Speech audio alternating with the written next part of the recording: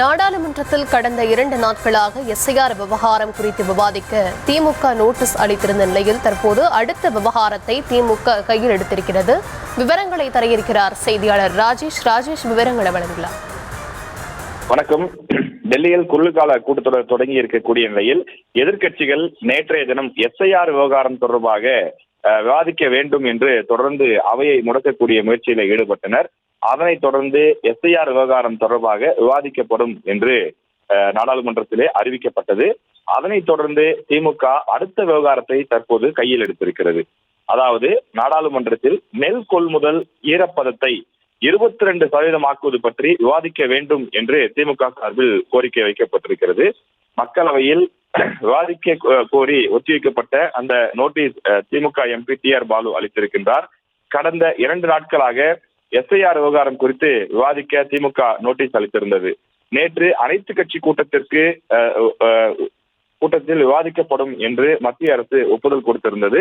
அதனைத் தொடர்ந்து வரும் 9ஆம் தேதி எஸ்ஐஆர் பற்றி நாடாளுமன்றத்தில் விவாதிக்க அனைத்து கட்சி கூட்டத்தை கூட்ட முடிவு செய்யப்பட்டிருக்கின்றது. எனவே இந்த சூழ்நிலையில தான் நெல் ஈரப்பதம், அதாவது தற்போது 17% இருக்கக்கூடிய அந்த ஈரப்பதத்தினுடைய அளவை 22% உயர்த்தாதது ஏன்? மத்திய அரசு இந்த உரிய நேரத்தில் அந்த முடிவை எடுக்காத காரணத்தால் தமிழ்நாட்டில் பல லட்சம் டன் நெல் மூட்டைகள் வீணாகி இருக்கின்றது. இது தவிர டெல்டா மாவட்ட விவசாயிகள் பல பேர் பாதிக்கப்பட்டிருக்கிறார்கள்.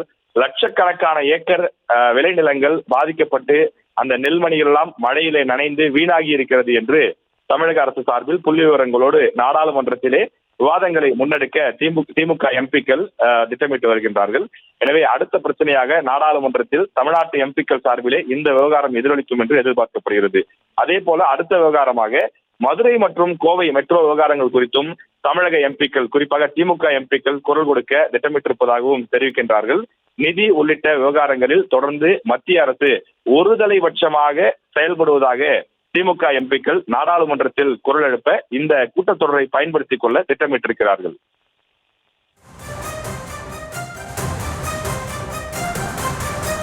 விவரங்களுக்கு நன்றி ராஜேஷ்.